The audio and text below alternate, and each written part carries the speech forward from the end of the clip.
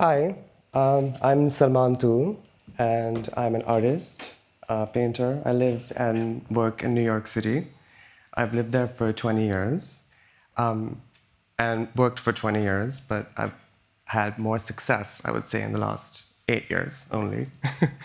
And just to clarify what Imran was saying before, I would say that the auction record was definitely not something that I gained from. It was none of the money goes to me. It was just a person who was like, "Oh my God, you're famous now. I better sell this." Um, so today I'm going to show you just three paintings, two paintings that I am proud of, and one failed work, which is in my studio right now, facing the wall, and I'm not sure what's going to happen to it.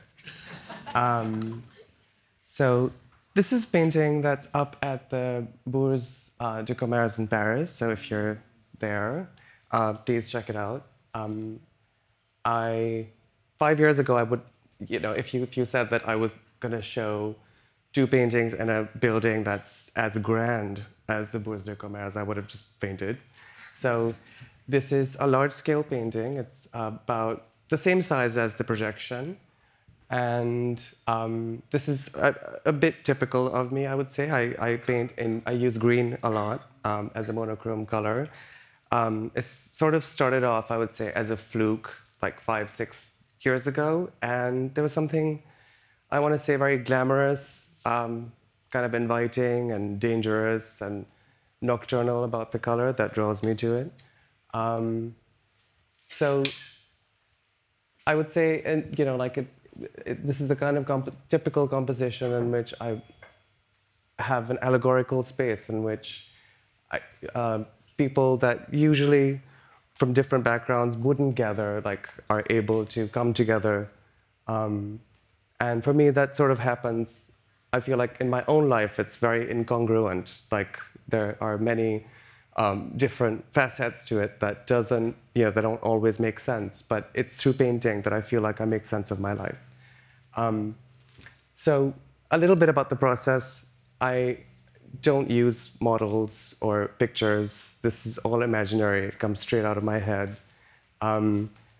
For the first, I want to say, like 15 years of working in New York, I wasn't really interested in contemporary art at all.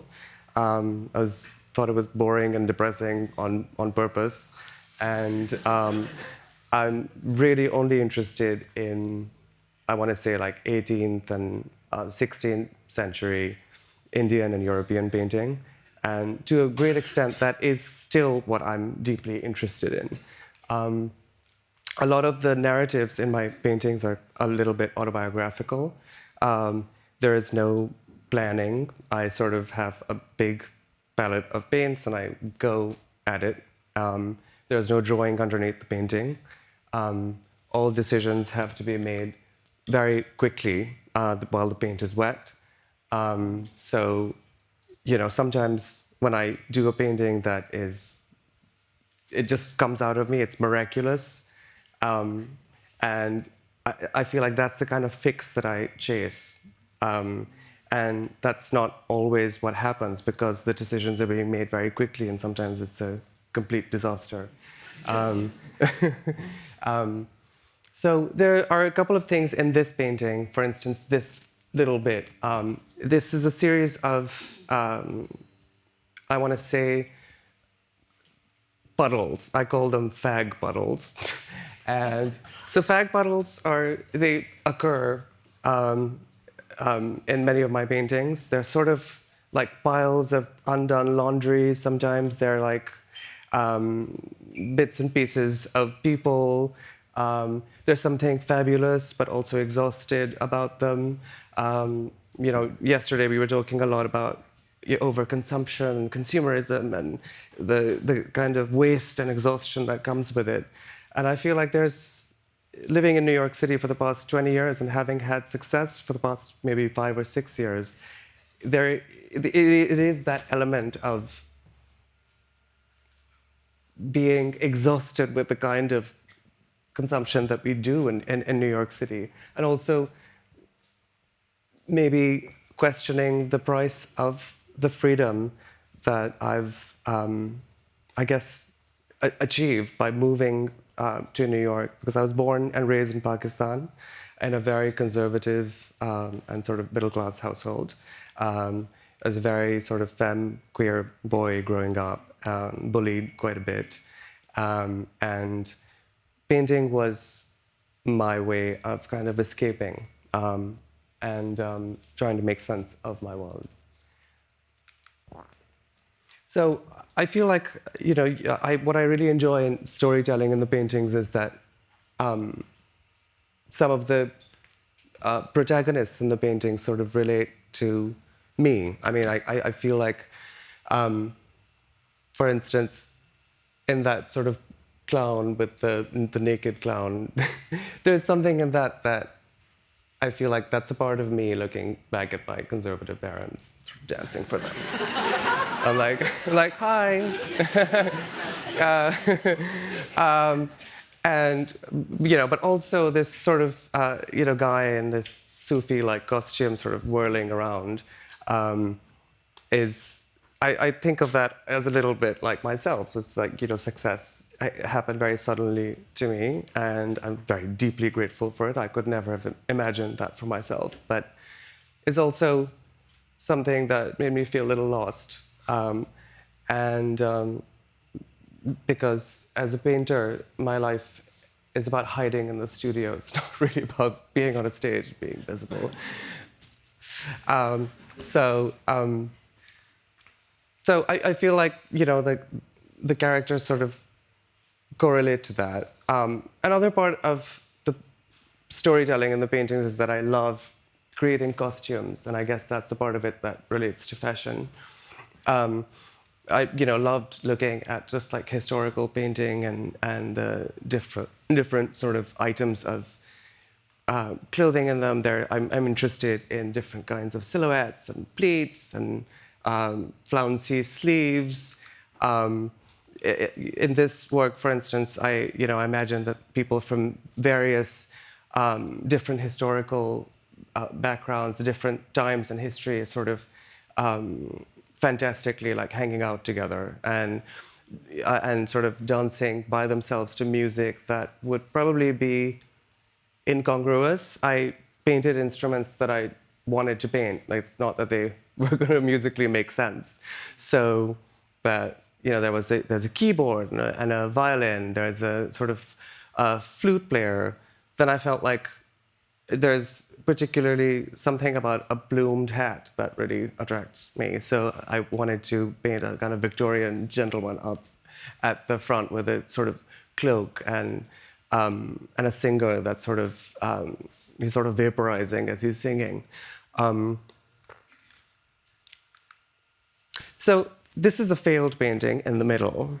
This is a teeny tiny painting, and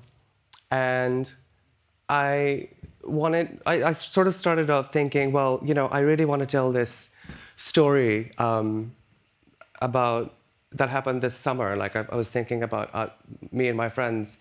I had gone to Fire Island for the first time with them, and a lot of my friends were Israeli there. We were sort of like having a chat about what's happening in the Middle East while all these hot finance gays were kind of, seshing past us.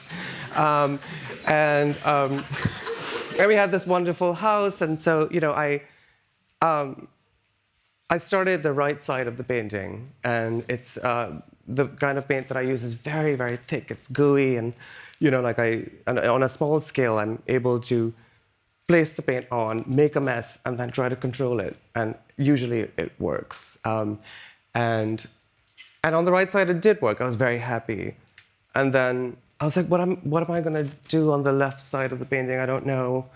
Maybe it should be a portrait. And I thought it should be this, like, sort of richly dark-skinned guy who's, like, caressing an animal or, like, some kind of puppy or something.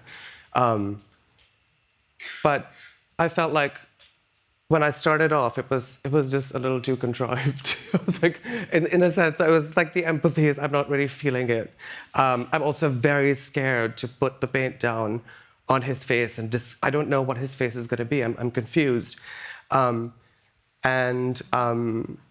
so I ended up doing nothing. Like I feel like it is subjective, so that someone might say, "Oh, I like this painting," but to me, it makes me anxious, and I'm just like, "Oh my God, just take this away," or like, "I wish I could just cut this in half and keep that."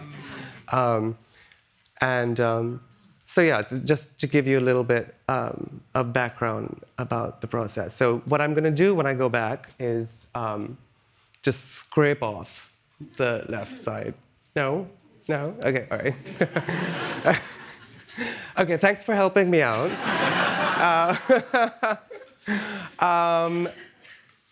So this is the other painting that I had. It was one of those miraculous paintings that happened very quickly.